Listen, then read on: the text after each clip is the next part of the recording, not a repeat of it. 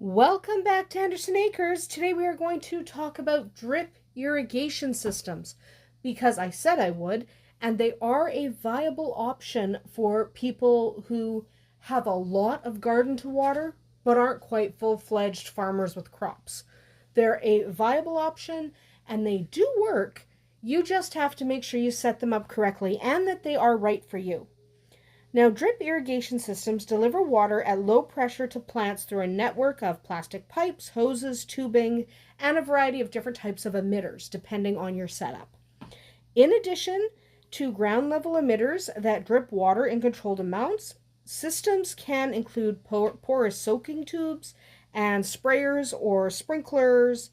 They can have a lot of different components. They can be mounted at ground level, they can be mounted below ground level, or they can be mounted up to several feet high, depending on the plants you're growing and the setup you are looking to have. So simple drip systems can be just attached to your garden hose and controlled manually from your outdoor faucet, kind of like a sprinkler, but much more specialized. More sophisticated systems will attach to your main water supply. They will have a system of valves that allows you to divide your property into zones. You might have an electronic control system that can automatically water each zone at preset times for preset durations. All of these can be a part of your drip irrigation system. A person with very modest mechanical skills and basic tools can install the more simple drip irrigation systems. But the complex systems really do require a professional installer unless you are really mechanically inclined and you know your way around plumbing. If you don't know how to properly plumb a tub, for example, you probably shouldn't plumb your drip irrigation system yourself if it's a more complex one. If it just hooks up to where your garden hose hooks up, you're probably fine. But if it's more complex and needs true installing, you're going to want a professional if you don't know what you're doing. You can buy kits or individual system components from garden centers, nurseries, specialty suppliers. You can get them online. A lot of the time you can get them on Amazon these days. The main components are going to vary a little bit depending on what exactly you need. So you are going to want to talk to a supplier or a professional or do a heck of a lot of research so you know what components are going to work for you. I can't really tell you what components you need because I don't know what your setup is. I don't know what you're going to be growing. I don't know what zone you live in or how much water you need. So do you need a drip irrigation system? Probably not. They are valuable for people who don't want to spend a lot of time watering, want a little bit of a low maintenance garden, but they still want the beauty of the garden. But you don't really need one. You can definitely do without one. You can just do your soaker hoses, or you can just water with a watering can or even your hose. These are for people who have a little money to spend because they're not super cheap and who are willing to invest that money into their garden and who don't really want to water. These do cut your maintenance down. So some of the things that you might need, I can tell you some of the things you might need. You might need a backflow prevention device or an anti-siphon device. So this is because you don't want the water from the irrigation to suddenly back up into your water supply, into your house. You don't want to be drinking that water, especially if you've added fertilizer at any point through your drip irrigation system. You don't want it backing up into the house. So almost always you should have a backflow device of some kind. If you live in a city, you may have specific backflow devices that are required or recommended in your city, depending on your city water setup. If you're in the country and you're not on city water, you're not on municipal water, then you probably are okay to use whatever works best for your system. But if you are on municipal water, you want to check local regulations. Make sure you get the kind that is compatible with the type of city water you have.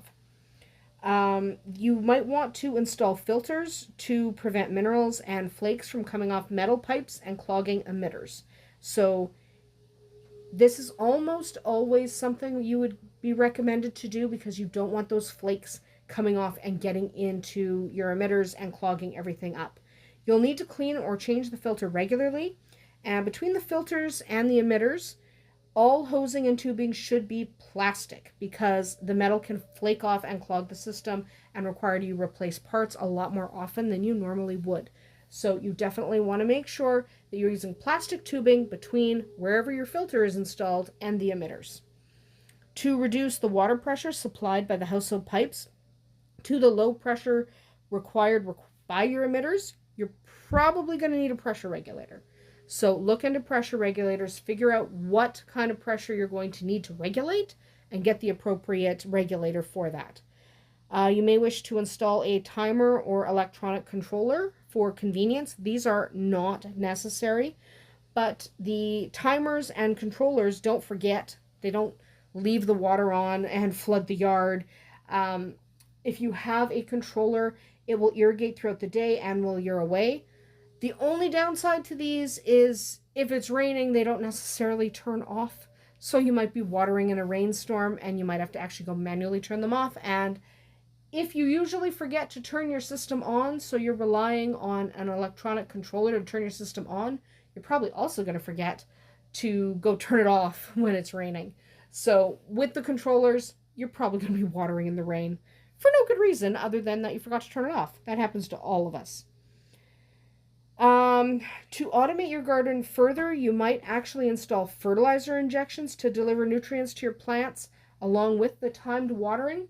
However, you need to make absolutely sure that if you've done this, that if that is what you have pulled off, that you absolutely have that backflow device because you don't want that fertilizer flowing back into your house water. So make sure you have those backflow devices, especially if you are using fertilizer injectors to add fertilizer to your water. The water from your system is delivered from the pipes to the emitters by flexible plastic tubing. This is sold specifically for drip systems. Systems installed just under the soil should have an air or vacuum relief valve placed at the high point in the line. So figure out what you want to do with your system and you might actually need these relief valves. Okay, so really design your system, talk to a professional who can help you design the system and figure out if you do need this relief valve. So a range of emitters and mini sprinklers are kind of all over the place. There's a lot of different options here. Which ones you pick are going to depend on the plants and your garden situation and exactly what you want. So you want to consult your supplier or another professional about which particular mini sprinklers and emitters are going to work best for the setup you desire because it's not cut and dry. There's a lot of different options and where you live will kind of dictate what you get. And remember, if you live in an area where it rains all the time, you probably shouldn't bother investing in a drip irrigation system because while they're a lot of fun to set up and while they can save you time, if you get a lot of rain anyway and you don't find yourself having to water your garden very often, you probably don't need one, so don't waste the money. That's about it for us here today at Andersen Acres. We'll see you tomorrow.